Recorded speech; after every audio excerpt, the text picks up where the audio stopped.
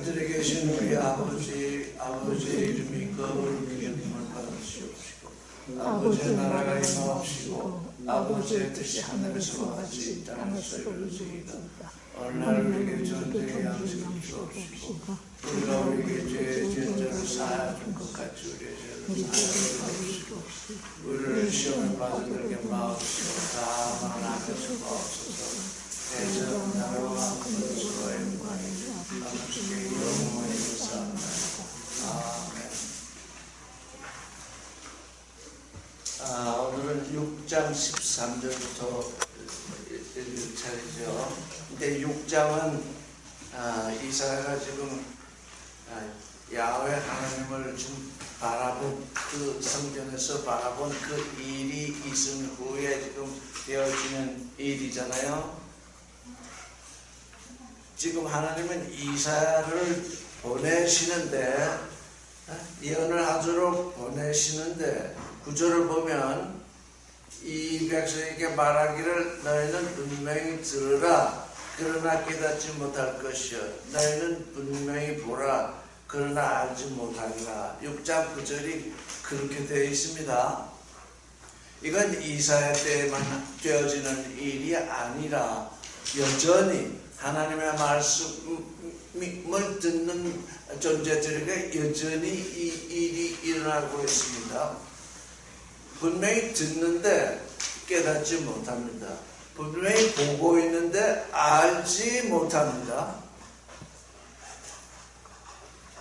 그래서 분명히 듣는데 들어도 듣지 못하고 보는데 보지 못하는 것이 이게 지금 하나님의 말씀입니다. 예언의 말씀입니다.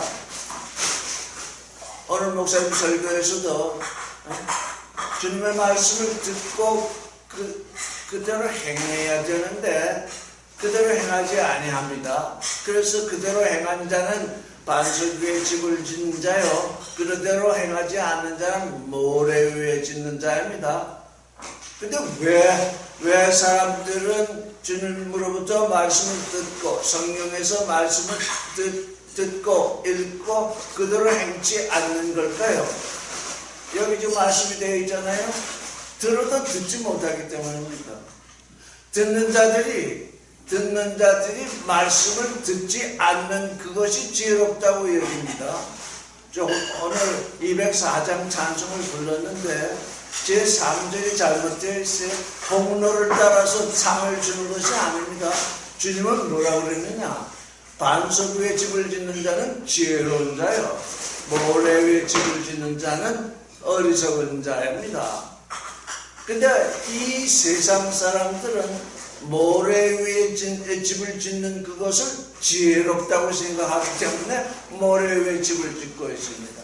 주님의 말씀을 듣고 그대로 행하려니까 내게 어려움이 옵니다. 어려움이 오니까 어려움을 다 피해버립니다. 그러니까 주님의 말씀이 이행되지 아니합니다. 그건 인생들이 자기가 지혜롭다고 생각하기 때문에 주님께 말씀을 들은 자는 그것이 어려움이 오든지 어떻든지 간에 그걸 행해야 지혜로운 자인데 이 종교인들은 전부 스스로 지혜롭다고 생각하는데 그게 주님께 대해서는 어리석은 겁니다. 그 지혜로움이 우리가 반석 위에 집을 짓는 것이고 어리석음이 모래 위에 집을 짓는 것입니다. 집을 짓긴 짓습니다. 그런데 그 집을 짓는 모래 위에 있는 집을 짓는 존재들이 자기가 더 주님보다 지혜롭다고 생각하기 때문에 모래 위에 집을 짓는 것입니다. 이 종교인들의 모습을 보면 다 이 성경 말씀에 나와 있는 게 어려우니까 별로 사실 믿는 존재, 참으로 하나님을 믿는 존재에게는 어려운 것이 아닌데 믿지 못하니까 그게 어렵게 보입니다. 그래서 자기 지혜를 따라서 이제 모래 위에 집을 짓게 되는 거잖아요. 이게 지혜의 문제입니다. 공로의 문제가 아닙니다. 사람들은 자꾸 공로를 따지니까 내가 뭘 해야 된다고 자꾸 그렇게 생각을 하는데 지혜로운 자는 반석 위에 집을 짓고 어리석은 자는 모래 위에 집을 짓는 그런 일이 일어나게 되는 것입니다. 6장 11절을 보면 들어도 듣지 못하고 보아도 보지 못해서 어떻게 되느냐? 야훼께서 사람들을 멀리 옮겨서 이 땅 가운데 버린 것이 많을 때까지라 그랬습니다. 땅을 청소하십니다. 마음을 청소하십니다. 하나님은 지혜롭다고 하는 육신의 생각으로 지혜롭다고 하는 그 존재들을 그 마음 땅을 다 청소를 하시는 것입니다. 그 이후에 13절을 같이 읽겠습니다. 또 그 중에 10분의 1이 아직 남아서 돌아올지라도 이것도 삼키우게 될 것이다. 밤나무 상수리 나무가 배임을 당해도 그 그루터기는 들어있는 것 같이 거룩한 씨가 이 땅의 그루터기입니다. 사람들이 밤나무를 베어내고 상수리 나무를 베어내도 그 뿌리까지 캐지 않기 때문에 그루터기가 남아 있습니다. 그래서 밤나무 상수리 나무가 배임을 당해도 그 그루터기가 남아 있는데 이제 하나님께 청소된 그 사람의 마음 거기에 뭐가 떨어져야 되느냐? 거룩한 씨가 이 땅에 그루터기가 되리라. 거룩한 씨 외에는 지금 그루터기가 없습니다. 그러니 우리 마음땅에 떨어져야 할 씨는 거룩한 씨라야 합니다. 지혜로운 존재가 받아들이는 거룩한 씨, 말씀, 그 씨가 이 땅의 그루터기입니다. 인간적으로 편하게 집을 짓고 편하게 살고 육신의 복을 받고 이거 얼마나 편합니까? 얼마나 육신으로 볼 때는 그게 지혜로워 보입니까? 이건 공로의 문제가 아니라 하나님의 지혜를 받았느냐 이 육신의 지혜를 가지고 그대로 사느냐 그 두 가지입니다. 우리는 하나님의 지혜 예수의 말씀으로 산 그런 존재죠. 이제 7장에 들어가면 1절을 읽어보겠습니다. 우지야의 손자요 요탐의 아들인 유다왕 아하스 때에 아람 왕 레친과 레말리아의 아들 이스라엘 왕 베카가 전쟁하러 올라와서 예루살렘을 쳤으나 이길 수 없었다.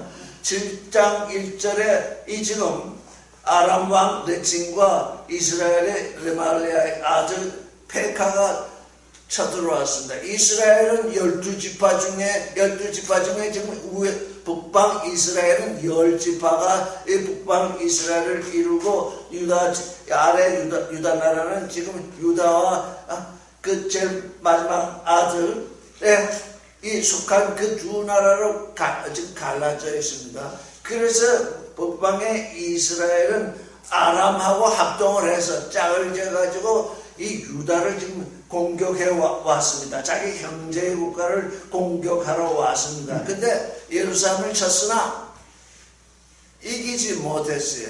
이기지 못한 건 유다왕 아하스의 그 실력 때문에가 아니라 하나님이 그렇게 지금 보호하고 계시기 때문에 그렇게 된 거죠.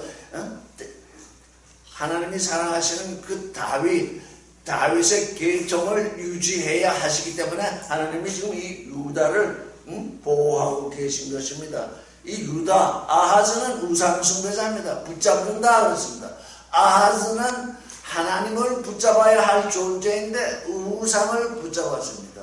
얼마나 우상을 붙잡았는지 그 아들을 불속으로 지나가게 할 정도로 우상 숭배자가 되어 있었습니다. 그럴지라도 하나님은 이 유다를 붙들고 계십니다. 유다를 보호하고 계십니다.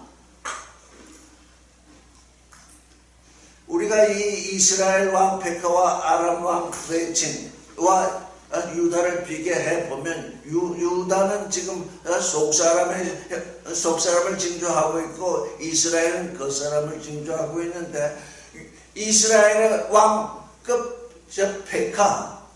페카라는 건 파카에서 나온 말인데 눈을 뜬다 그러잖아요. 창세기에 내가 눈이 뜨여 할 때 그 말이 페카입니다. 눈을 뜬다. 내 눈이 밝아진다 할 때 그 말입니다. 밝아져서 선악을 아는 하나님처럼 되리라. 지금 뱀이 아담에게 와서 그렇게 시험을 했죠. 근데 여기 페카도 눈을 떴습니다. 눈을 떴는데 자기 형제국인 유다를 공격하고 아람하고 합작해서 비밀이 합작해서 지금 그런 선악의 눈을 뜨고서 지금 일을 하고 있는 것입니다. 이때가 BC 734년경입니다. 이스라엘, 북방 이스라엘은 본질적으로 그와 하나 될 수 없는 아람과 손을 잡고 지금 유다를 공격하고 있는 것입니다. 그래서 우리는 여기서 뭘 알 수 있을까요? 이 종교인들, 특별히 기독교인들, 이건 세상과 야합을 합니다.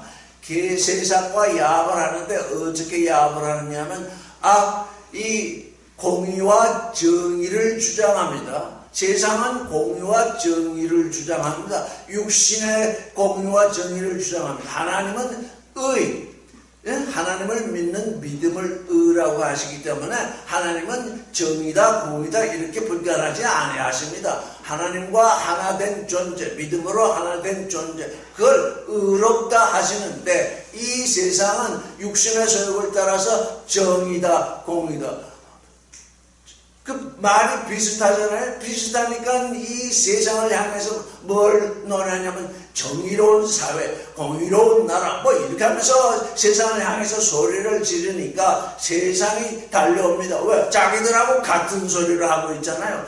이 하나님께 불러냄을 받은 족속들이, 사람들이 종교인이 돼서 세상을 향해서 공의나 정의를 부르짖게 되면 세상에 나를 잡아가십시오, 나를 잡아잡수시오 하는 신호를 보내는 거거든요. 그래서 세상이 달려드니까 세상에게 빠져듭니다. 세상에게 잡혀먹게 된 것입니다. 여기 이스라엘이 지금 아람을 향해서 그와 같은 짓을 했기 때문에 일시적으로는 둘이 밀약을 해서 맹약을 해서 유다를 치게 되는 것입니다.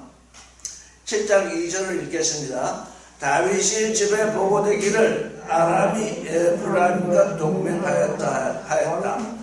왕의 마음과 그 백성의 마음이 숲의 나무가 바람에 흔들렸다. 유다는 이제 조그마한 나라인데 이스라엘도 뭐 큰 나라는 아니죠. 근데 아람과 합해서 이제 동맹에서 쳐들어온다고 그러니까 그 왕의 마음과 백성의 마음이 나무가 흔들리듯 흔들렸대요. 흔들릴 수밖에 없죠. 전쟁 소문이 나면 큰 나라가 작은 나라, 요즘 이제 북조선이라고 하는 데서는 계속 핵무기 가지고 지금 우리를 위협하고 있잖아요. 그럴 때 우리는 하도 그 소리를 많이 들어서 이제 지금은 마음이 그렇게 많이 흔들리지 않지만 또 무슨 일이 있으면 지도자와 우리는 마음이 흔들릴 것입니다. 나무가 바람에 흔들리듯. 7장 3절 그때에 야훼께서 이사야에게 말씀하시기를 너와 네 아들 셰알야습은 윗못 수도 끝 세탁자의 밭대로에 나가서 아하스를 만나라. 이사야가 셰알야습을 낳은지는 언제 낳았는지는 모릅니다. 근데 이 이름이 셰알야습인 것을 보면 이사야 6장 13절에 지금 남은 자가 돌아온다. 셰알야습이 남은 자가 돌아온다는 뜻이거든요. 하나님의 계시를 받고 이사야가 셰알야습을 낳은 후에 아마 이름을 그렇게 지었던 것 같습니다. 셰알야습이다. 남은 자만 돌아온다. 큰 길 대로로 나아가라. 큰 길에는 두 가지가 있죠. 이 세상의 욕심과 선악지식을 펼치는 큰 대로, 지금 아하즈의 대로가 그거죠. 그러나 우리가 우리 하나님을 향한 대로를 여는 존재, 이건 하나님의 아들들이죠. 그래서 에고비전, 나의 뜻, 인생의 뜻, 하나님의 뜻과는 상관없이 자기 뜻, 그걸 여는 것이 인생의 대로요. 하나님의 뜻, 그 뜻을 여는 길이 또 로고비전의 대로죠. 오늘 베드로의 얘기가 나왔죠. 예수께서 사탄아 물러나라 그랬어요. 왜 그러셨어요? 그 뒤에 해석이 나오죠. 내가 하나님의 일을 생각하지 아니하고 사람의 일을 생각한다. 베드로는 주는 그리스도시요 살아계신 하나님의 아들입니다. 이렇게 고백을 했는데 그 고백을 한 다음에 예수의 말씀을 듣고 그리 마옵소서 전혀 그리 될 수 없습니다 이랬잖아요. 주는 그리스도시요 살아계신 하나님의 아들이라는 고백이 베드로의 입에서 나왔는데 그가 아는 것은 뭡니까? 사람의 일이라는 거죠. 주님이 말씀하시기를 너는 하나님의 일을 생각하지 않냐고 사람의 일을 생각한다. 주님은 지금 주는 그리스도시요 살아계신 하나님의 아들입니다 이렇게 얘기하니까 이제 그리스도의 일, 하나님의 일을 그들에게 12제자에게 알려주었더니 베드로는 대뜸 얘기하기를 그건 안 됩니다. 왜? 나 베드로 이 인생 사람의 생각으로 생각하는데 그리스도는 죽어서는 안 되는 것입니다. 이스라엘 사람들이 다 그렇게 생각했거든요. 그리스도가 오시면 예수 메시아가 오시면 그는 영원히 존재하는 거기 때문에 죽거나 뭐 이런 일이 있는 것은 생각지도 못했잖아요. 이스라엘의 믿음이 그런 것입니다. 베드로가 그와 똑같습니다. 사람의 생각을 따라서 메시아를 알고 있는 것이요. 메시아가 오시면 죽지 않고 영원히 계신다. 근데 우리 주님은 오셔서 한번 죽었다가 살아나셔야 된다. 왜? 모든 사람이 한번 죽었다가 살아나는 부활의 믿음을 가져야 하기 때문에 그게 하나님의 일이기 때문에 너는 하나님의 일을 나더러 그리스도시요 살아계신 하나님의 아들이라고 했기 때문에 내가 하나님의 일을 얘기했더니 너는 사람의 일을 생각하니까 사탄이다. 성경을 그래서 잘 읽어야 돼. 기복신앙 그게 뭡니까? 하나님을 그토록 낮이나 밤이나 부르잖아요. 근데 하나님은 뭐예요? 사탄아 물러나라 그러잖아요. 왜? 너는 하나님의 일을 생각하지 아니하고 네 자신 육신의 일을 생각하고서 그런 믿음을 가지고 있으니 그건 사탄이나 가진 것이다. 물러나라 지금 그러잖아요. 근데 오늘날 온 종교인들은 그걸 믿음이라고 그러잖아요. 뭘 해야 복을 받는다고. 그 지금 사탄 짓을 하고 있는 거잖아요. 이래서 우리가 지금 어느 때 주님은 메시아이신 그리스도이신 주님은 내가 죽었다가 살아나는 것이 참 그리스도가 되는 일이다. 그래서 제자들이 알아야 되기 때문에 그 말씀을 하셨더니 점점 그리 되면 안 되겠습니다. 베드로는 사람의 얘기를 하잖아요. 그런데 그 사람의 얘기가 사람의 측면에서 보면 그게 잘못된 얘기가 아니잖아요. 진짜로 베드로의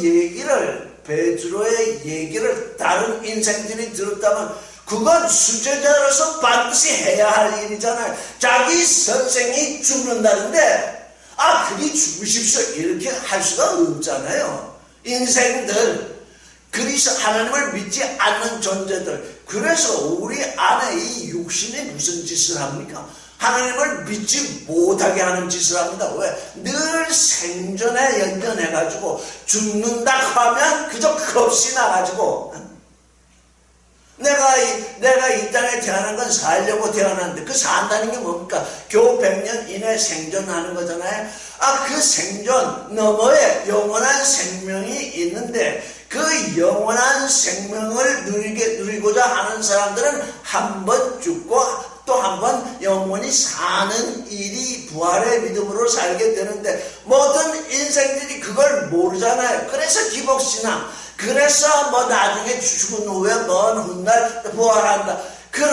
그런 엉뚱한 부활 믿음을 가지고 사람들이 지금 웅성거리고 있잖아요. 그러니 그게 뭐예요? 그게 전부 사탄의 일이잖아요. 네가 하나님의 일을 생각해야 할 때에 사람의 일을 생각한다. 우리 육신을 가졌잖아요. 육신을 가졌으니 먹고 살아야 되잖아요. 육신을 가진 존재가 가령 점심이 되고 저녁이 되면 음식을 먹어야 된다고 생각하잖아요.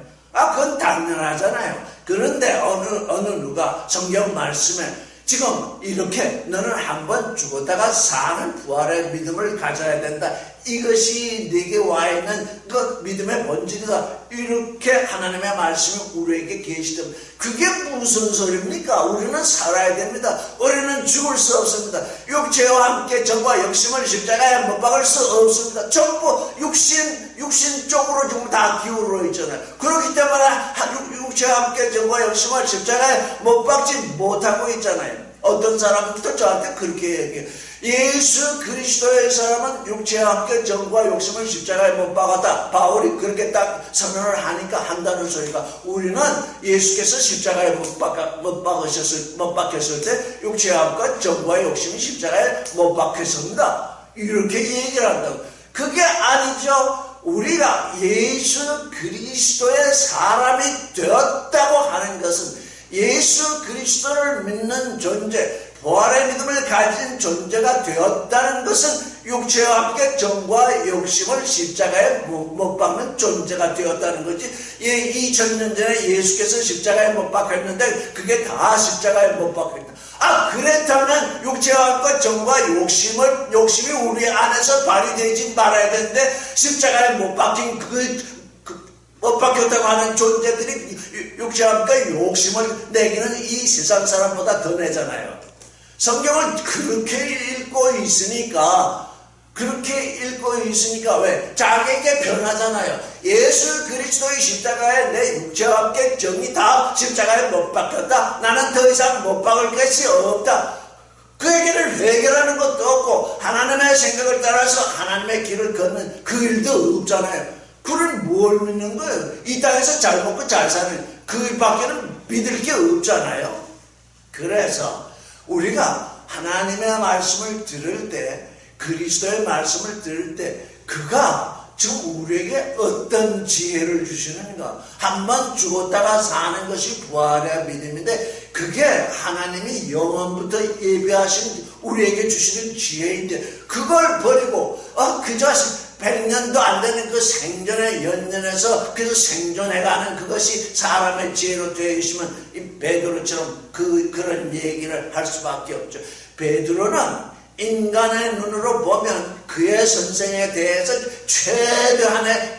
최대한으로 그 선생을 정말 섬긴 거나 마찬가지입니다. 왜? 인생은 자기 선생이 죽겠다고 그럴 때 죽어라 이렇게 말 못하잖아요. 할 수도 없잖아요.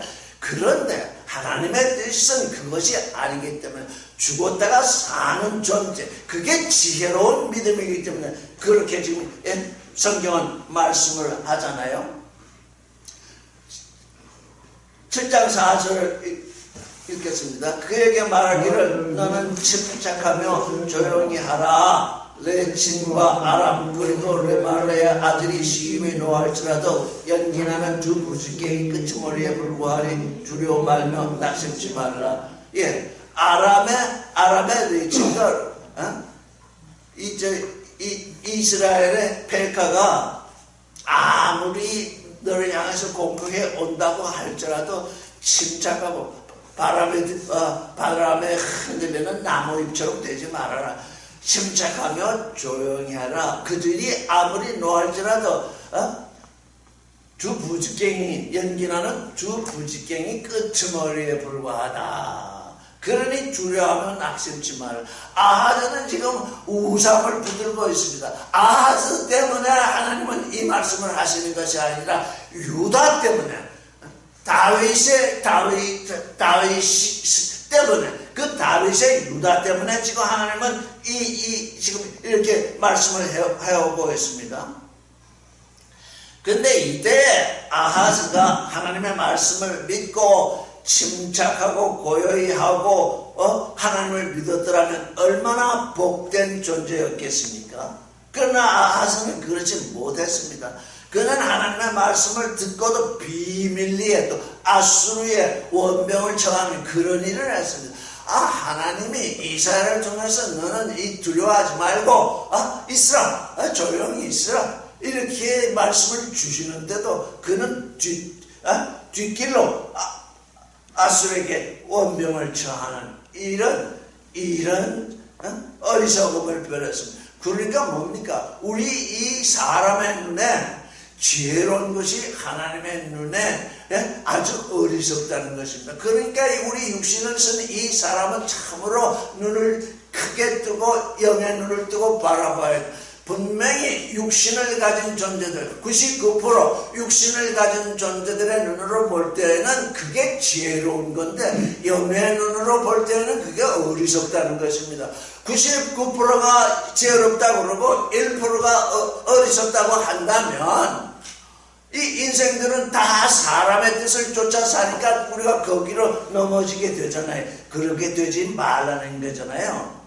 7장 5절 아람과 에프라임 그리고 레말라의 아들이 너를 대적하여 상하고 악한 꾀를 내어 말하기를 우리가 유다에 올라가 그것을 쳐서 괴롭히고 우리를 위하여 그것을 파하고 그 가운데 타보알의 아들을 왕으로 세우자. 여기 지금 아람과 에프라임이 유다를 멸망시킨 후에 그걸 점령해서 나라를 분할시키겠다는 것이 아니라 그 아하즈가 말을 안 들으니까 그 아하즈를 파하고 그 가운데서 새 왕을 하나 세우자.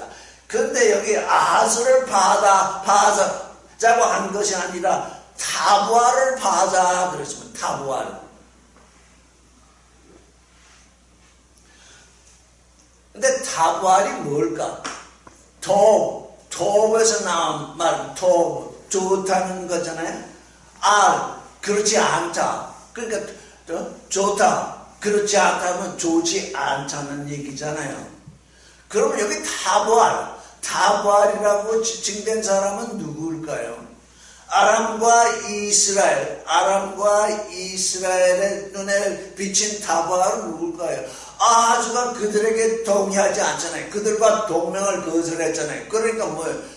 아하즈가 타부알이죠. 좋지 않은 존재다. 그러니까 좋지 않은 존재를 폐하고 왕을 새로 인정하자 이렇게 지금 얘기가 되어 있습니다.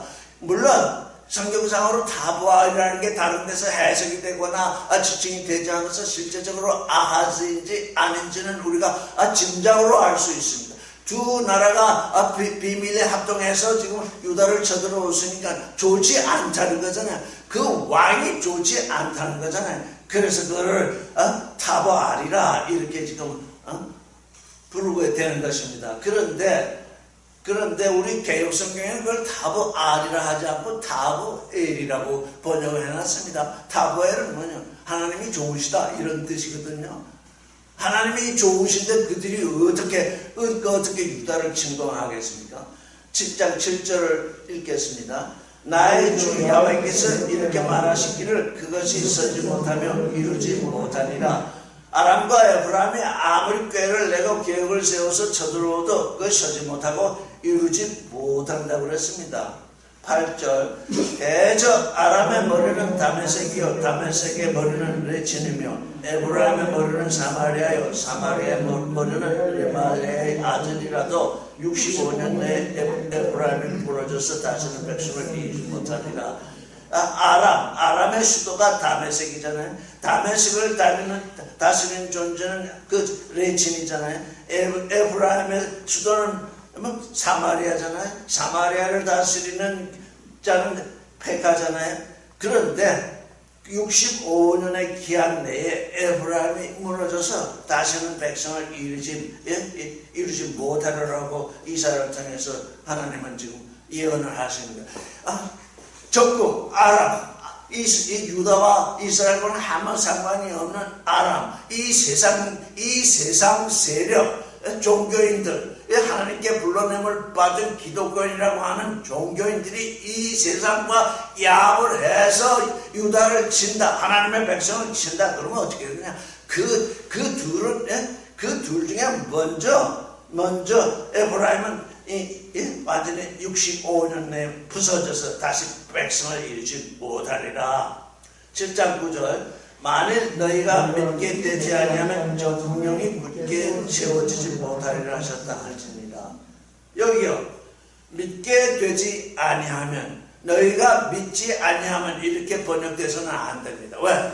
하나님이 약속하신 것은 되어지는 믿음, 바라지는 믿음입니다. 하나님이 약속하신 것을 마음대로 믿을 수가 없어요. 왜? 그건 하나님의 백성이라야 믿습니다. 하나님의 종이라야 믿습니다. 그래서 너희가 믿게 되지 아니하면 그랬습니다.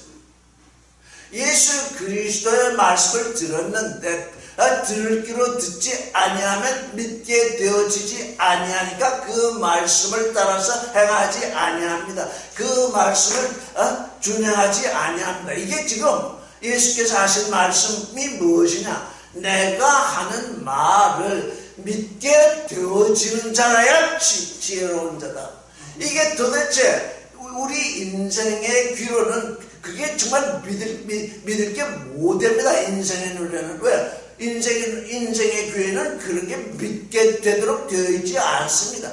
그러나 하나님께 불러냄을 받은 존재들이 하나님의 약속이 믿어지게 되어서 바라지게 되어서, 그래서 우리의 믿음은 하나님의 약속이 바라지는 믿음입니다.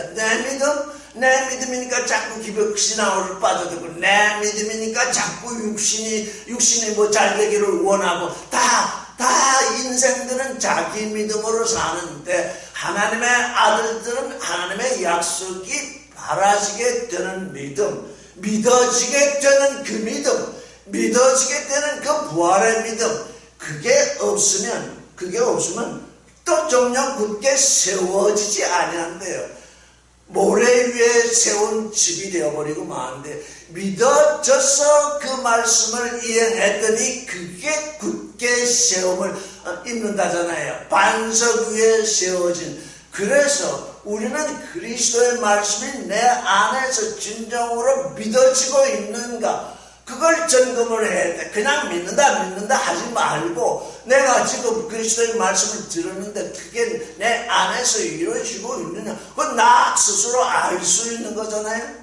그게 이루어지지 않고 있다. 그럼 뭐예요? 아직 세워지지 않고 있는 거예요. 왜? 믿어지지 않았으니까요. 그래서 우리는 자기 믿음과 예수 그리스도의 믿음, 우리에게 계시던 예수 그리스도의 부활의 믿음, 그게 두 가지로 완전히 분화되어야 합니다. 왜? 내 믿음으로부터 예수 그리스도의 믿음으로 옮겨와야 되기 때문입니다. 그게 거룩한 씨가 뿌려지는 일입니다. 우리는 지금 믿음에 처해서 믿음이 뭔지도 조차 지금 애매한 상태로 있어 왔습니다. 왜? 이 세상 종주들은 그냥 믿으라고 하니까, 이쁜 짓 하면 하나님이 복 주신다, 뭐 하면 복 주신다, 그거 지 얘기잖아요. 하나님의 말씀이 아니잖아요. 하나님의 말씀이 믿어진 것이 아니잖아요. 세상의 말을 믿은 거잖아요. 그래서 다 이 세상은 자기 믿음으로 사는데, 하나님의 아들이 되는 존재만이 하나님의 약속을 믿고 그 약속의 말씀을 이루게 되는 거잖아요. 10절을 읽겠습니다. 야훼께서 또 아하스에게 말씀하시기를, 11절, 너는 너를 위하여 네 하나님 야훼께 한 징조를 구하라. 깊은 데서 구하든지 높은 데서든지 하든지 하라. 아하스에게 말씀을 하십니다. 믿게 되어라. 그러면 굳세게 되리라. 이게 먼저 17장 9절에서 먼저 하신 말씀이잖아요. 내가 하는 말을 믿어지게 되면 너는 굳게 시험을 입으리라. 이렇게 하나님은 먼저 말씀을 하시고 또 말씀하시기를, 너는 너를 위하여 네 하나님 야훼께 한 징조를 구하라. 깊은 데서든지 높은 데서든지 하라. 이건 야훼 하나님이 아하즈를 살리기 위해서 이렇게까지 하시는 것입니다. 어떻게? 내 하나님께 한 징조를 구해라. 이건 하나님이 이 아하즈에게 말씀하시는 겁니다. 제가 이런 징조를 구할 터이니 그거 들어주시겠습니까? 아하즈가 그렇게 얘기한 것이 아니라, 하나님이 아하즈에게 너는 내게 한 징조를 구해라. 그게 높은 데 있든지 낮은 데 있든지 상관이 없다. 만약 이때에 아하스가 하나님의 말씀을 믿고 하나님께로 돌아왔다면 얼마나 복된 존재가 됐습니까? 이게 복된 일입니다. 하나님이 나를 믿으라. 그리고 너는 나에게 한 징조를 구해라. 어떤 것이든지 좋다. 이렇게 하나님이 그에게 그렇게 이 약속을 하셨음에도 불구하고 아하즈는 믿지도 않았어요. 뭐라고 얘기했습니까? 12절 아하즈가 말하기를 나는 구하지 않겠습니다. 또 나는 야훼를 시험하지 않겠습니다 하였다. 아니 이런 왕이 있나요? 유다를 지금 하나님이 지켜주시는데 이 아하즈는 우상을 섬기는 존재가 되어가지고 야훼 하나님을 멀리하고 있으니까 이사야가 아무리 그에게 하나님의 말씀을 전할지라도 뭘 합니까? 나는 구하지 않겠습니다. 이렇게 완고한 존재가 있을 수 있네. 구하라. 내가 주겠다. 징조를 주겠다. 근데 나는 구하지 않겠습니다. 나는 야훼 하나님을 시험하지 않겠습니다. 하나님이 이렇게 구하라고 했는데 하나님이 구하라 하신 것을 구하는 게 그게 시험이 되겠습니까? 하나님은 아무 말씀도 안 했는데 아하즈 스스로 생각해서 내게 한 징조를 주십시오. 이렇게 했다면 하나님을 시험하는 것이 되었을 것입니다. 그런데 하나님이 그에게 직접 구하라. 내가 징조를 내게 주겠다 하는데 이 아하즈는 말하기를 나는 야훼를 시험하지 않겠습니다. 이건 어떻게 하나님께 구하는 것이 하나님을 믿는 일인데 하나님을 믿는 그 일을 시험으로 알고 있었습니다. 아하즈. 왜? 그가 우상을 섬기고 있었기 때문이잖아요. 하나님은 그러하여금 우상을 섬기는 데서 하나님께로 지금 옮겨오게 하시라. 하지만 아하즈는 도대체 그 마음이 완고해서 하나님의 지혜의 말씀을 알아들을 수 없습니다.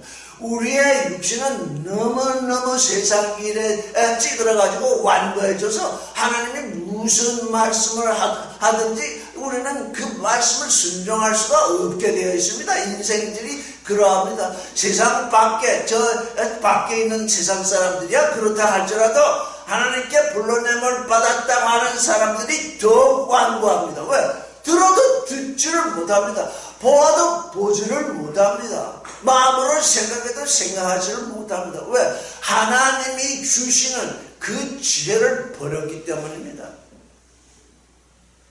우리는 야훼를 경외하는 것이 지혜의 근원이다. 그러니까 우리는 그거 외우고 있습니다. 다 외우고 있습니다. 야훼를 경외한다. 야훼를 두려워한다. 야훼 이상 더 두려워할 존재가 없죠. 왜? 야훼를 두려워하게 되면 이 세상 아무것도 두려워할 게 없잖아요. 왜? 야훼 이상 두려운 존재가 없잖아요. 그런데 야훼를 두려워하지 아니하니까 우리 하나님이 어떤 일을 행하실지 두려워하지 아니하니까 세상을 두려워하잖아요. 그래서 두려워할 자를 두려워하지 않으니까 그게 어리석은 거잖아요. 두려워할 자를 두려워할 수 있어야 그게 지혜인데 우리에게 지금 지혜, 그 지혜가 아주 간단하잖아요. 두려워할 자를 두려워하는 것. 그 너의 혼과 몸을 지옥에 멸하시는 그분을 두려워하라. 그렇다면 그분을 두려워하게 되면 이 세상 아무것도 두려워할 것이 없잖아요. 그게 우리의 지혜잖아요. 하나님을 두려워할 자로 삼으면 이 세상의 것은 아무것도 나의 목숨, 나의 육신, 나의 그 모든 것 그건 아무것도 두려워할 것이 없잖아요. 그게 곧 지혜잖아요. 근데 여기는 야훼를 시험하지 않겠습니다. 믿어야 되는 사람이 믿지 않는 그것을 시험이라 이렇게 부르고 있잖아요. 13절 이때 이사야가 말하기를 다윗의 집이여 제발 들으라. 너희가 사람을 괴롭게 하고 그것을 작은 일로 여기고 또 나의 하나님을 괴롭게 하려는가. 나는 7절에 나는 야훼를 시험하지 않겠습니다 이랬어요. 아하즈는 야훼를 나의 야훼, 나의 하나님이라 하지 않았습니다. 그는 우상 숭배자이니까 이사야가 야훼의 이름을 거론하니까 나는 야훼를 시험하지 않겠습니다. 이렇게 엉뚱한 얘기를 했는데 이사야는 이때에 아하즈도 다윗의 후손이잖아요. 다윗의 집에 속했잖아요. 다윗의 집이여 제발 들으라. 너희가 이 사람을 괴롭게 하고 이 유다인들을 괴롭게 하고 또 그게 작은 일로 여겨져서 나의 하나님, 나의 하나님. 이사야는 하나님이 나의 하나님이 되어 있습니다. 여러분, 예수 그리스도가 나의 그리스도가 되어 계십니다. 우리는 지금 만민을 구원하신 그리스도 이렇게 해서 나의 그리스도, 나를 구원하신 하나님, 나의 하나님 이렇게 나와 하나 되어 계신 그리스도 하나님을 지금 모르고 있는 상태입니다. 왜? 나의 그리스도, 나의 하나님이면 그 하나님의 말씀이 내게 지혜로 와 있는 건데 모든 사람을 구원하셨다 이렇게 모든 것에 참혹하니까 나와 어떻게 돼요? 나와 상관이 없어져요. 모든 사람을 구원하셨는데 나와 무슨 상관이 있느냐? 그게 나의 무의식 가운데 그게 내 안에서 지금 자리 잡고 있어요. 나의 하나님, 나의 그리스도, 나와 직접적으로 관련이 있는 나의 지혜로 와 계신 그 그리스도, 나의 그리스도, 나의 하나님, 이게 되어야 나의 나됨을 이룰 수 있어요. 모든 사람을 구원하신 하나님 이렇게 하니까 그 뭐 많은 사람 중에 내가 저 끄트머리에 하나 소속되었다. 이렇게 나와의 관계 속에서 하나님이 지금 우리에게서 드러나지 않고 있어요.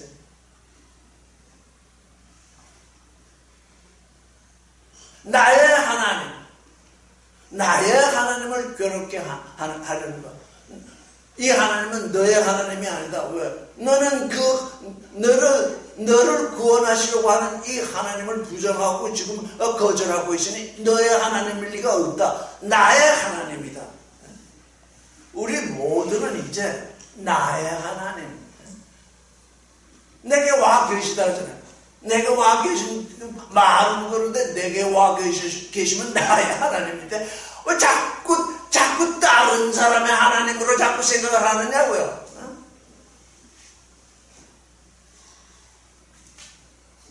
제가 이런 얘기를 자주 가끔 하는데 그 선생님이 60명의 아이들을 가르치다가 이제 끝나게 돼서 이제 청소하게 되면 자 청소하자 그러면 아무도 빗자루를 들지 않는데 왜? 모두에게 얘기하는 거니까 각 사람이 어떻게 생각하냐. 나한테는 얘기한 게 아니다 이렇게 생각해요. 이 성경 말씀이 나한테 얘기하는 건데 다 성경을 읽을 때 나는 빼고 다른 사람한테 얘기한다 이렇게 되잖아요. 다 우리 마음에 와 계신다니까 우리 마음에 와 계시지 내 마음에는 안 계시다고 생각을 하잖아요. 나의 하나님, 나의 그리스도, 나와 하나 되신 그 하나님, 이게 우리에게 존재적으로 와야 그 말씀이 나를 이루게 되잖아요. 그 말씀을 순종하게 되잖아요. 나의 하나님이 내게 얘기하시는 건데 어떻게 다른 사람에게 그걸 자꾸 전가시킬 수가 없잖아요. 이 지금 아하스는 자기에게 얘기하시는 하나님을 알지 못하는 거예요. 지금. 14절을 읽겠습니다. 그러므로 나의 주께서 친히 한 징조를 너에게 주실 것이다. 보라, 그는 처녀가 임자의 아들을 낳을 것이요 그녀가 그 이름을 임마누엘이라 칭할 것이다. 나의 주께서 친히 그랬습니다. 친히 그 나의 주 야훼 하나님이 친히 징조가 되실 것이라는 거예요. 다른 어떤 징조를 주실 것이 아니라 친히 징조를 주실 것인데 그가 친히 징조가 되실 것인데 그걸 봐야 됩니다. 성경에서 보라 할 때 봐야 합니다. 우리 개혁 성경들은 보라 하는 얘기를 많이 빼어먹고 있습니다. 그러니까 보라 하는 것을 볼 수조차 없습니다. 보라 해도 보지 못하는데 보아도 보지 못하는데 보라까지 빼버렸으니까 볼 수조차 없는 겁니다. 보아도 보지 못하는 것과 볼 수조차 없는 건 또 다르죠. 보긴 보았는데 보지 못하는 것과 아예 보지 않는 것은 다른 거죠. 보지 못하다가 보게 될 것이니까 봐야 됩니다. 그 처녀가 잉태하여 아들을 낳을 것이요. 그냥 처녀가 아니라 그 처녀입니다. 그 처녀는 하입니다. 그 처녀는 지명된 처녀입니다. 다른 처녀가 아니라 하나님이 아시는 그 처녀입니다. 잉태하여 아들을 낳을 것이요. 그 이름을 임마누엘이라 칭하리라. 우리 개혁성경은 그녀가라는 게 또 빠져 있어요. 우리 안에 우리가 하나님의 아들을 낳으면 임마누엘이라 칭하는 건 우리 자신입니다. 여러분 자신 안에 하나님의 아들이 나와주면 누가 그 아들을 임마누엘이라 부르냐면 여러분 자신입니다. 하나님이 불러주시는 것도 아닙니다. 임마누엘이라 이렇게 했을 때 오라 하나님이 나와 함께 계시구나 하는 그 이름은 내 안에 내가 하나님의 아들을 낳으면 내가 부르는 이름입니다. 그래서 이 처녀라는 건 뭐냐? 하나님의 아들을 낳은 모든 사람들을 지칭하는 것입니다. 그 처녀, 우리가 그 처녀가 된 그냥 처녀라면 아직 그 처녀가 아닙니다. 그 처녀는 어느 때 됩니까? 하나님의 부르심을 받아서 하나님을 믿을 때, 하나님의 아들을 낳을 것을 믿을 그때부터 그 처녀입니다. 누가 거짓말을 했습니다. 사람들은 거짓말한다. 그때 모든 사람을 지칭합니다. 그때 그 여자가 거짓말했다 하면 딱 지칭이 되는 겁니다. 한 사람으로 정해지는 것입니다. 그 처녀, 하나님의 아들을 낳을 처녀, 누구? 많은 처녀들, 많은 사람들 가운데서 하나님께 부름을 받아서 이제 내가 하나님의 아들을 낳을 존재라고 하는 인식이 들어오게 되면 바로 그 처녀입니다. 왜? 그에게 이제 내가 아들을 낳을 것이라고 하는 확신이 들었어요. 그래서 그 처녀가 아들을 낳으면 임마누엘, 하나님이 우리와 함께 하신다 하는 그런 이름을 붙인다는 거죠. 여러분은 여러분 안에 있는 속사람을 임마누엘이라고 지칭하고 있습니까? 저를 따라오세요. 이제 여러분의 속사람은 임마누엘입니다. 임마누엘. 하나님이 나와 함께 하신다. 하나님이 내 안에 그의 아들을 낳으셨으니 나와 함께 하신다. 내게 아들을 낳으시는 뭐예요? 나와 함께 하신다. 나와 함께 하신다는 그 고백, 그 고백은 그냥 말로 하는 고백이 아니라 존재적으로 내가 아들을 낳았기 때문에 하는 얘기입니다. 낳았기 때문에 하는 레마입니다. 내게서 그 얘기가 나와야 돼. 임마누엘이라는 고백이 내게서 나오면 더 이상 사실 여러분께 말씀드리지만 여기 와서 말씀을 안 들어도 좋고 그래서 왜? 내 안에 아버지 하나님이 이렇게 낳아진 임마누엘에 있는데 굳이 누구한테 드려야 할 것이 없습니다. 그 임마누엘이 내 안에서 지금 역사하고 있기 때문입니다. 근데 우리가 지금 이렇게 자꾸 말씀을 되새겨야 하는 것은 말씀을 들었는데 듣지 못하잖아요. 말씀을 듣긴 들었는데 지혜롭게 받지를 않잖아요. 저건 그냥 지나가는 얘기야. 자꾸 지나쳐버리니까, 자꾸 어리석어지니까 지혜로워졌으면 임마누엘이 내 안에 있는 것인데 그게 지혜롭게 받지 못하니까 자꾸 지나가는 거예요. 이건 우리의 공로가 아닙니다. 우리의 믿음으로 말미암아서 우리가 이루는 존재이지, 실존이지. 우리가 이룬 실존 그것이 우리의 집인데 이게 무슨 공로를 따라서 되는 일. 도대체 왜 공로가 나와? 공로는 선악지식입니다. 누구든지 공로를 따지는 존재는 전부 선악지식에 갇혀 있습니다. 이건 공로가 아닙니다. 온전히 존재의 일입니다.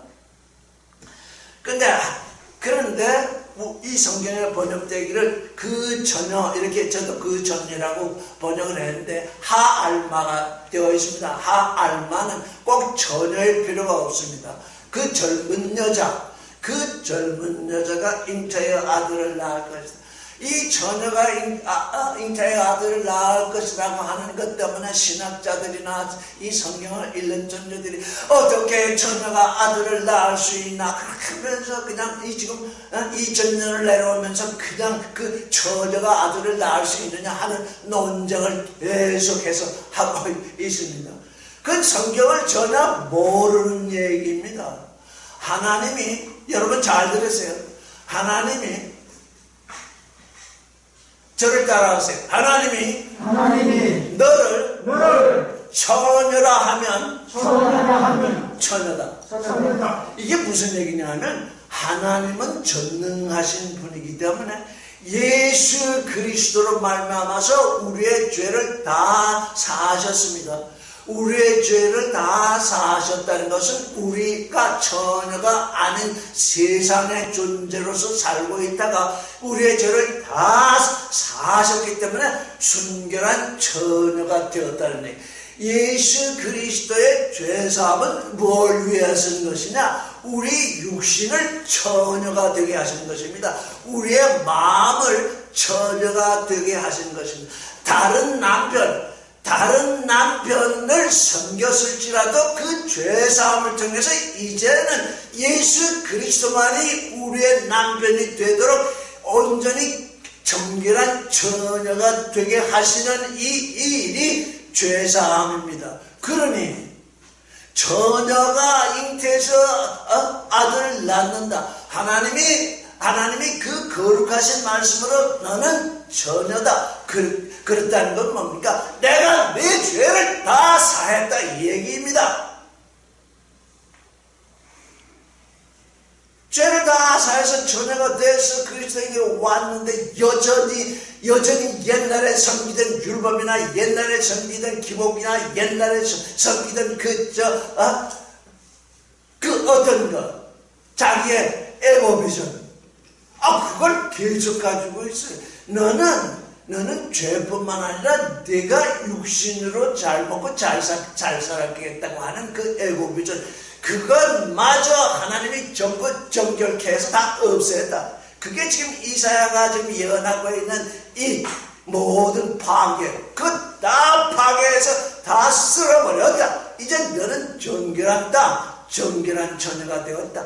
정결한 처녀. 그러니까 이게 정결한 처녀는 누가 만드시느냐? 하나님이 만드십니다. 하나님이 되게 하십니다. 그러니 육신의 처녀가 예수를 낳았느냐 안 낳았느냐 그건 도대체 본질에 맞지 않는 논쟁입니다. 그런 논쟁을 예수 믿는다고 하는 존재들이 그것들 학자들이 그러니까 그들은 지혜롭다고 생각하잖아요. 그 지혜롭다고 생각하는 존재들이 얼마나 어리석으냐 지금 그 얘기입니다. 그 사람들 아주 어리석기 짝이 없습니다.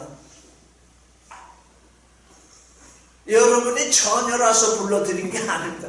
여러분은 다 거짓되었는데 그 불러서 예수 그리스도의 피로 말미암아 정결케 해서 다 처녀가 되게 하신 것입니다. 그게 하나님의 뜻입니다.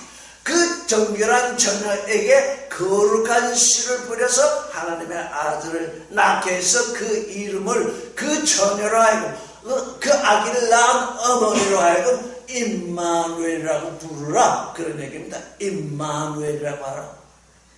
예수 그리스도만 임마누엘이 아닌 것입니다. 처음으로 그가 자신이 임마누엘인 것을 아셨고 그 삶을 사셨습니다. 그를 본받은 조직자들은 전부 임마누엘의 삶을 사는 것입니다.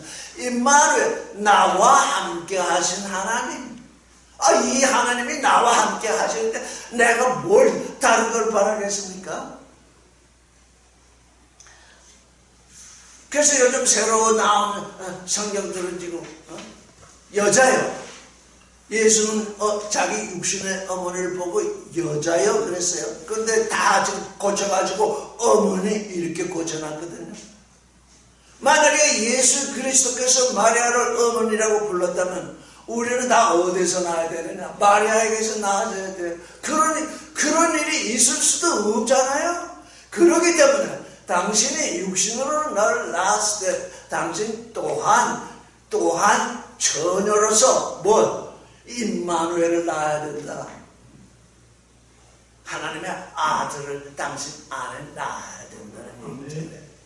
이거 그 예수께서 그 육신의 어머니 마리아를 여자여라고 부른 것은 이 성경 66권 가운데 가장 진리의 진수입니다. 아멘. 예, 진리의 진수입니다.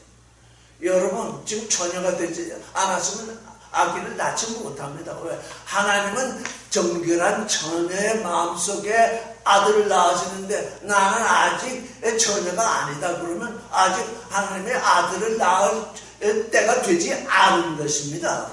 그러니 우리의 죄를 정결케 하시고 우리의 애굽을 세상에서 뭘 어떻게 해보겠다.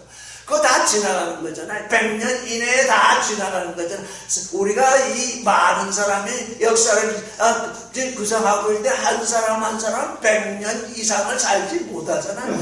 그 이내에 정결한 처녀로서 하나님의 아들을 낳아서 임마누엘이라고 해야 되는데 그냥 다 임마누엘이 무엇인지 나와 함께 하시는 하나님이 무엇인지 그래서 구약으로부터 신약에 이르기까지 지금 어떻게 됩니까? 사라와 아브라함에게는 사라와 하갈이 있었잖아요. 두 여인이 있었잖아요. 자유자와 계집종이 있었잖아요. 하늘에 속한 자와 땅에 속한 자, 로고비전과 에고비전. 우리가 이사야의 예언을 따라서 지금 하나님의 로고비전 속으로 들어왔는데 겨우 로고비전서는 1%라면 아직도 에고비전은 99%. 이 세상에 눈을 돌리고 살고 있잖아요. 그래서 이게 순결한 처녀란 뭐냐? 로고비전 속에 하나님의 마음 속으로 하나님의 말씀 속으로 하나님의 지혜 속으로 이 들어온 거잖아요. 그런데 육신을 가진 우리 이 인생은 어떻게 되든지 편하기를 좋아하잖아요. 편하고 육신으로 풍성하고 이런 걸 좋아하잖아요. 하나님은 너희 100년도 안 되는 그 기간 동안에 내 아들의 실존을 이루라고 하는데 우리는 육신에 갇혀서 육신에 속해서 육신 속에서 지금 해먹고 있는 거잖아요. 그래서 마태사도는 이 일에 대해서 그 이름을 임마누엘이라 하리라 했잖아요. 그래서 여기서 임마누엘은 지금 알파와 오메가로 지금 둘로 나뉘어 있잖아요. 이사야가 자기 아내, 이사야의 아내도 여선지자였습니다. 이사야가 자기 아내를 통해서 낳는 임마누엘, 그게 징조입니다. 근데 예수 그리스도 마리아를 만나서 예수가 탄생되었는데 그게 실상입니다. 그래서 하나님은 항상 우리에게 징조와 실상을 보여줘요. 왜? 징조도 안 보여주고 실상을 이루라 할 수가 없잖아요. 구약을 주시지 않고 이 신약에서 실상을 이룰 수 없어서 구약이 먼저 왔잖아요. 그게 징조로 와 있잖아요. 그 징조를 통해서 우리가 실상을 이뤄. 그래서 항상 알파와 오메가, 처음과 나중,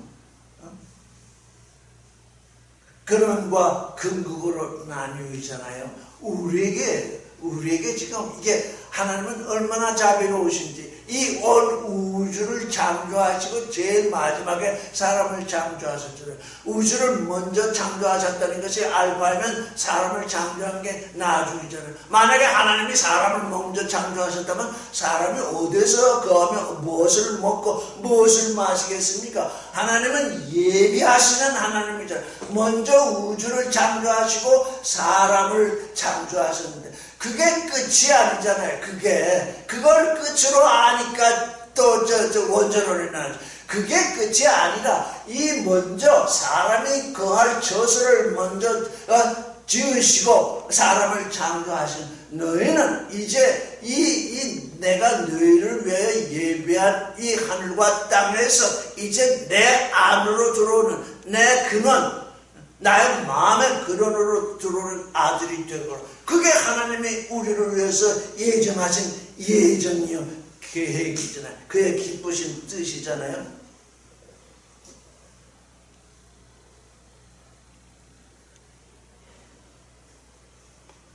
15절을 15절을 읽겠습니다. 시작.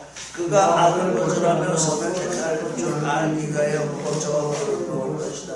저는 아직 이때 이사야서를 검토할 때까지도 아직 악과 선에 대해서 지금 확실히 알지 못했어요. 그래서 이번에는 그가 악이 아니라 나쁜 것을 거절하면 선이 아니라 좋은 것을 택할 줄 알기 위하여 보초와 꿀을 먹을 것이다. 하나님은 좋은 것을 선택하라고 그래요. 왜? 빛이 비추어오니까 좋다 하시고, 질서가 오니까 좋다 하시고, 충만이 오니까 좋다 하시고, 깊은 데서 드러내셨으니까 좋다 하십니다. 그게 좋다는 것은 뭘 말하느냐? 내게 사랑이 왔고, 내게 거룩이 왔고, 내게 생명이 왔고, 내게 진리가 왔다는 얘기입니다. 그럼 도대체 이 악은 어디서 나온 걸까요? 사람의 생각에서 나온 겁니다. 사람의 생각이 어떻게 거기에서 되었을까? 뱀이 와서 그걸 선과 악으로 그걸 둔갑시켰기 때문에 하나님은 뭘 좋다고 하셨습니까? 에덴의 동산에서 아담으로 하여금 좋은 것과 나쁜 것을 분간하게 하는 그 나무를 먹지 말라 그랬어요. 왜? 먹으면 죽기 때문에. 그것을 먹으면 내가 죽기 때문에 나쁘다. 그것을 먹지 않으면 내가 살기 때문에 좋다. 그것을 먹지 않고 믿음의 진보가 일어나서 나의 아들이 되면 더 좋다. 그 일을 위해서 그 나무를 주었는데 인생들이 이 선악에 너무 집착하고 너무 거기에 갇히다 보니까 성경 전체가 지금 선악의 책으로 되어 있잖아요. 하나님은 우리에게 선악을 말씀하시는 것이 아니라 선이 생명입니까? 선이 진리입니까? 선이 거룩입니까? 선이 하나님의 사랑입니까? 아니잖아요. 이 선은 사람이 만들어낸 헛것입니다. 하나님은 뭘 좋다 하셨냐? 생명을 좋다 하시고, 사랑을 좋다 하시고, 거룩을 좋다 하시고, 진리를 좋다 하십니다. 그래서 하나님은 에덴의 동산에 좋은 것과 나쁜 것, 네가 그걸 먹으면 나를 믿는 믿음을 떠나니까 네가 나로부터 죽는다. 그래서 죽는 것이 나쁜 것이다. 그래서 하나님은 원초적으로 그의 사랑으로 우리로 하여금 아담으로 하여금 영원히 사는 존재가 되게 하려 하신 것이죠. 그런데 그 나무의 의미를 모르니까 하나님이 아담을 질투해가지고 선악을 알지 못하게 하려 해. 그런 엉터리 얘기까지 나돌게 된 것이 아닙니까? 어린 애기가 무슨 선과 악을 나누겠습니까? 애기가 무엇을 먹으면 자기 입에 달콤하면, 자기 입에 고소하면 그것이 좋으니까 그걸 먹겠다. 자기 입에 쓰고 자기 입에 달콤하지 않으면 뱉잖아요. 그 뭡니까? 애기가 음식을 먹는 그것으로부터 좋은 것과 나쁜 것을 스스로 배우게 된다는 것입니다. 그렇죠? 그렇게 배우지 않은 존재 아무도 없잖아요. 우리가 말씀을 양식으로 삼는데 그 양식이 내게 고소하고 내게 달고 오묘한 그 말씀, 오늘 그 찬송도 불렀잖아요. 달고 오묘한 그 말씀을 자꾸 먹게 되면 내가 뭘 선택하게 돼요? 달고 오묘한 걸 선택하게 되잖아요. 이게 어린아이가 이 음식을 먹는 그것으로부터 좋은 것과 자기에게 좋은 것과 나쁜 것을 선택하는 것을 배우게 된다는 것이죠. 어머니들이 애기에게 젖을 먹이다가 끊을 때가 되면 저 꼭지에 뭘 발라요? 쓸데 있은 걸 떡 발라가지고 못 먹게 하잖아요. 나는 이제 쓴 건 안 먹는다. 그래서 젖을 빨지 않잖아요. 이게 우리 인생조차, 육신의 인생조차 자기가 먹는 음식으로부터 좋은 것과 나쁜 것을 분간하게 되는 일이에요.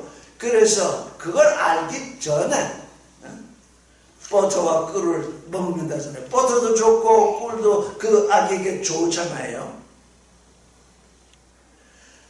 16절 시작. 대저 이 아이가 나쁜 것을 거절하며 좋은 것을 택할 줄 알기 전에 너의 미워하는 주 왕의 딸이 버림받을 것이다. 아기가 날짜인데 그 임마누엘이라고 하는 이사야가 그 아내를 통해서 낳은 아들이 있을 것인데 그 임마누엘 그 아기가 좋을까 나쁜 것을 택할 줄 알기 전에 전체적으로 그걸 택하기 전에 알기 전에 두 왕이 땅이 버림받되리라.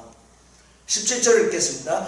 야훼께서 에브라임이 유다를 떠날 때부터 당하여 보지 못한 나를 너와 네 백성과 네 아비 집에 임하게 하리니 곧 아수르 왕이 오는 날이다. 예, 에브라임은 원래 유다잖아요. 유다와 12지파에 속한 그것 떠나서 이스라엘을 구성했잖아요. 그 이스라엘을 구성하게 된 그 총매를 총매제의 노릇을 누가 했냐? 솔로몬이 했잖아요. 솔로몬이 우상을 섬기면서 하나님을 성전에서 뵙는 것이 아니라 아예 하나님을 성전에다가 유폐시켰잖아요.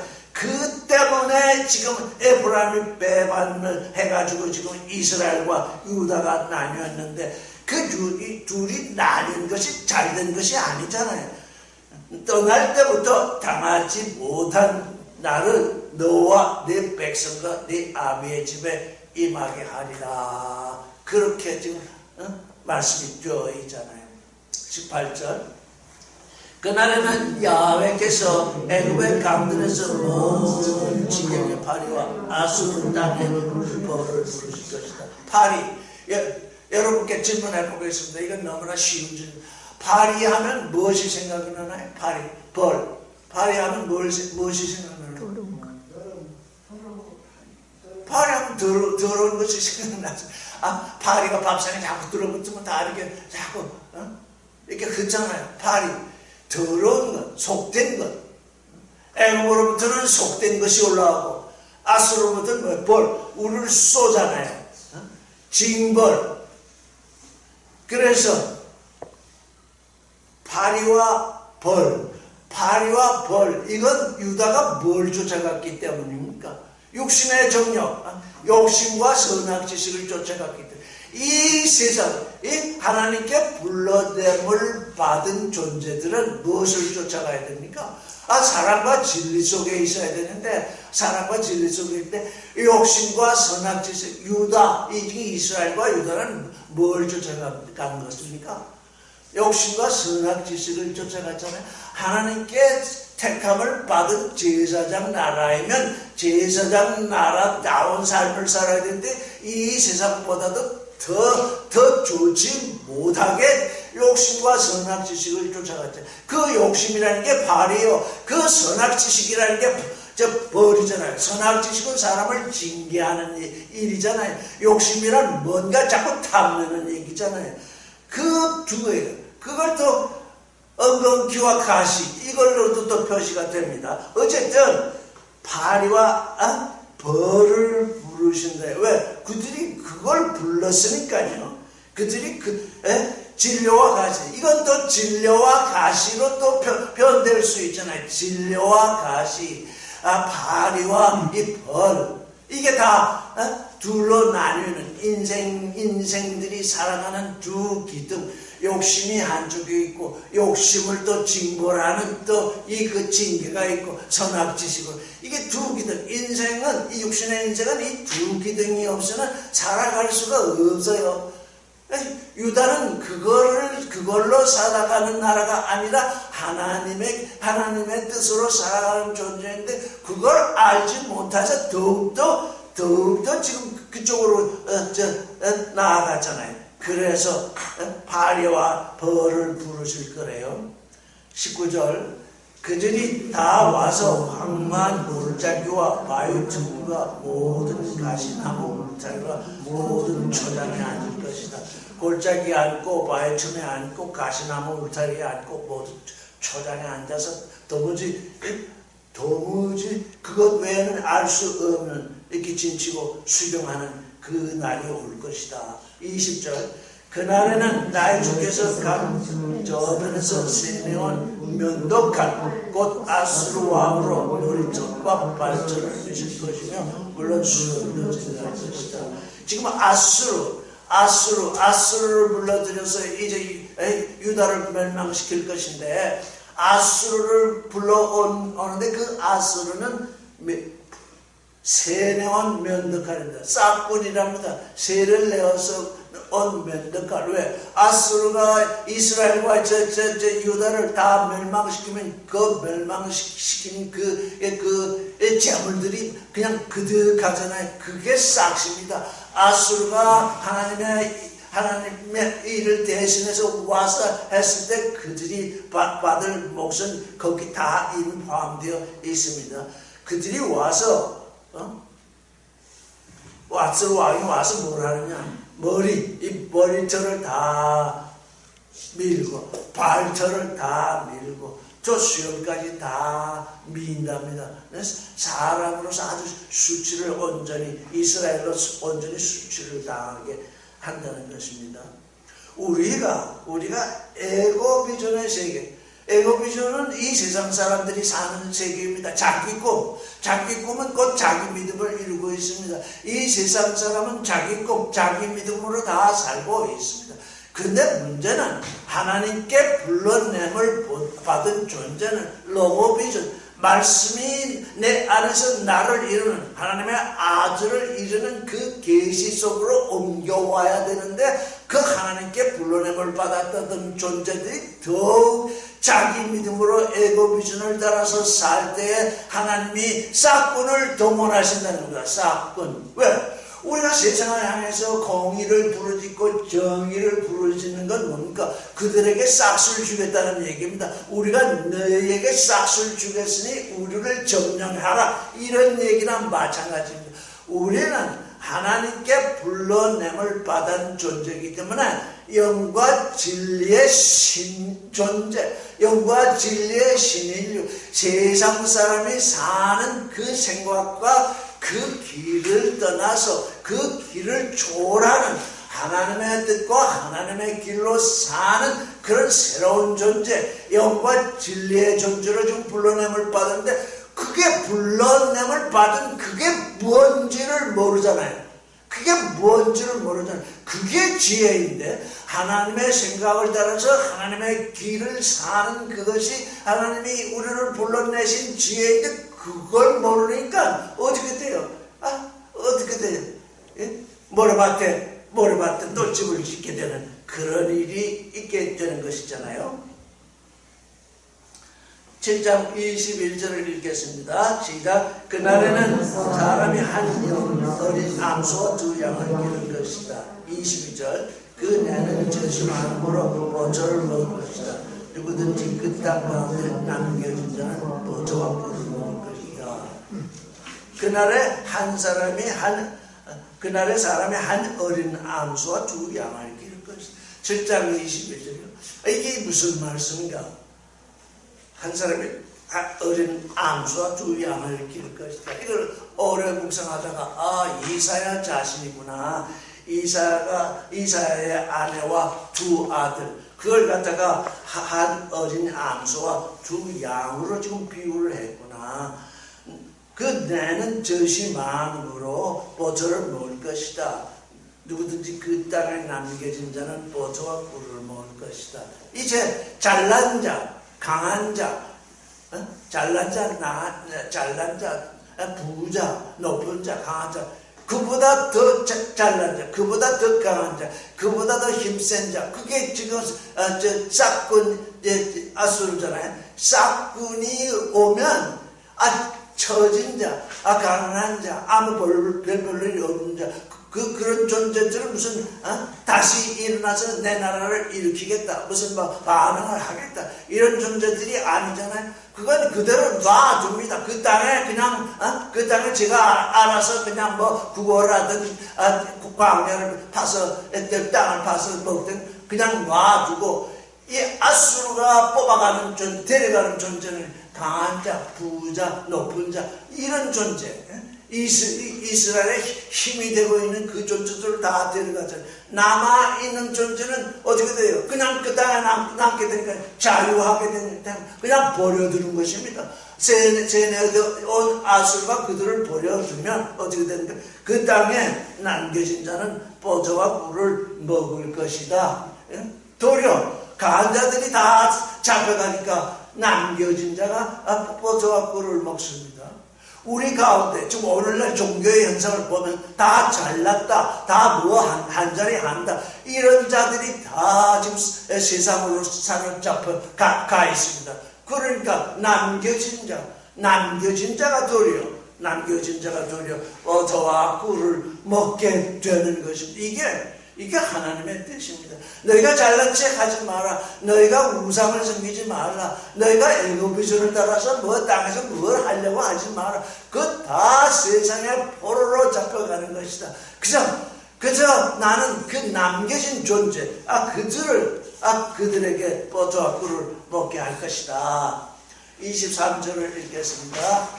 그날에는 천주의 은 1,000개의 가치 되는 포도나무가 있던 곳마다 진리와 형국이 날 것이다. 그날에는 이제 땅을 갈지 못합니다. 땅을 갈지 못하니까 진리와 형국이 이렇게 나게 된다는 것입니다. 그래서 이 진리와 형국이 이제 사라지게 된 때가 오면 이제 그때에 하나님은 거룩한 씨를 뿌릴 것입니다. 24절 그 온 땅에 진리와 형국이 있으므로 화살과 활을 가지고 그리로 갈 것이다. 하나님은 노아에게 무지개 은혜를 주셨습니다. 구름 속에 무지개를 드신다고 그랬습니다. 근데 이스라엘의 언어 무지개 게시트 보면 무지개는 무지개인 동시에 활입니다. 지금 이스라엘의 언어는 분화가 되지 않았습니다. 무지개라는 말은 또 활로도 씁니다.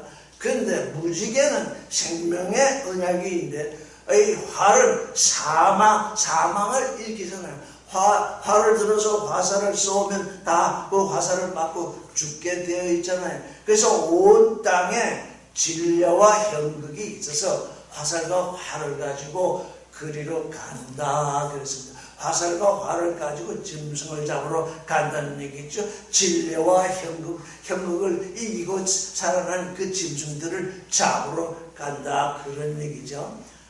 25절을 읽겠습니다. 시작. 보수로 갈던 산에도 진리와 형극 가득에 두려워서 그리 가지 아니할 것이요 그 땅은 소를 놓으며 양을 밟는 것이 될 것이라. 7장 25절에 그 산에도 진리와 형극이 생기니까 사람들이 그거 진리와 형극을 다 이렇게 제거할 수가 없어서 왜? 다 사로잡혀가고 뭐 도구도 다 지금 분실되고 했으니 어떻게 맨손으로 할 수가 없게 되잖아요. 그러니까 그저 그 땅은 소를 놓아버리고 양을 놓은 짐승의 저소가 된다는 거죠. 지금 우리가 창세기를 읽어보면 쭉 읽어보면 마지막 날에 땅의 짐승이 창조되고 그 마지막에 사람이 창조되잖아. 그러니까 이 지금 소와 양 이건 여섯째 창조되는 이 짐승들인데 그 제일 마지막에 사람이 창조되는 것입니다. 그 마지막에 사람이 나오게 되는 것이죠. 그래서 이제 8장으로 넘어가게 되면 이사야의 계시를 보아도 보지 못하고 들어도 듣지 못하며 마음으로 하지 못하는 이들에게 하나님은 또 무슨 은혜를 베푸시잖아요. 8장에 들어가면 그렇습니다. 그래서 지금 보아도 보지 못하고 들어도 듣지 못하고 마음으로 깨닫지 못하는 존재, 그게 우리입니다. 우리 각자입니다. 우리가 하나님의 뜻을 보고 듣고 깨닫는다면 이 세상에 예수 그리스도 오신 지 지금 2000년, 크로노스로는 2000년이 됐는데 이미 카이로스의 시대가 온전한 카이로스의 시대가 도래했을 것임에도 불구하고 아직도 크로노스가 지금 이 시대에 살고 있잖아요. 그래서 하나님은 또 은혜를 베푸십니다. 이사야를 통해서 그게 이제 8장에 시작되는 일입니다. 그러니 우리는 어떻습니까? 우리는 이제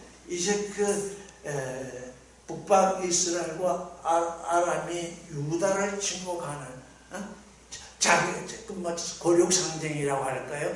이런 일들, 이것 다 우리 자신 안에서 일어나는 거잖아요. 우리 자신 안에서 서로 전쟁하면서 이 힘을 키우려고 또 외부 세력을 키워가지고 서로 이렇게 싸우고 있는 이런 일들이 지금 이 이스라엘과 유다, 아람, 또 그 다음에 세뇌한 아수르 이런 걸 통해서 지금 우리에게 보여주신 이게 이사야서가 지금 역사서라면 우리에게 아무 징조가 되지 못하지. 이스라엘의 역사가 우리에게 무슨 관계가 있겠습니까? 이스라엘의 일이 영과 진리의 눈으로 바라보게 될 때, 이게 또 이 시대에 이사야 같은 사람이 나타나서 또 이 똑같은 예언을 하고 또 예언하고 그렇게 하지 않잖아요. 하나님은 한 사람을 통해서 이렇게 계시를 하면 그 계시를 통해서 그 계시가 우리 안에서 어떻게 증거되어야 하느냐, 그렇게 하나님은 계시를 하시잖아요. 그래서 우리는 말씀을 읽을 때 이게 나에 관한 것이다. 임마누엘, 내 안에 하나님이 나와 함께 계신다. 임마누엘. 이게 그렇지 아니하고 임마누엘은 다른 이의 얘기다 이렇게 하면, 임마누엘은 꼭 예수에 관해서만 이루어지고 있다 이렇게 하면 우리는 어떻게 하나님의 아들이 되겠습니까? 그가 바다들로 오셔서 우리에게 임마누엘의 길을 지금 우리에게 가르쳐 주신 것이잖아요. 그걸 우리는 알 수 있어야 되죠. 오늘 여기까지 하겠습니다. 고맙습니다.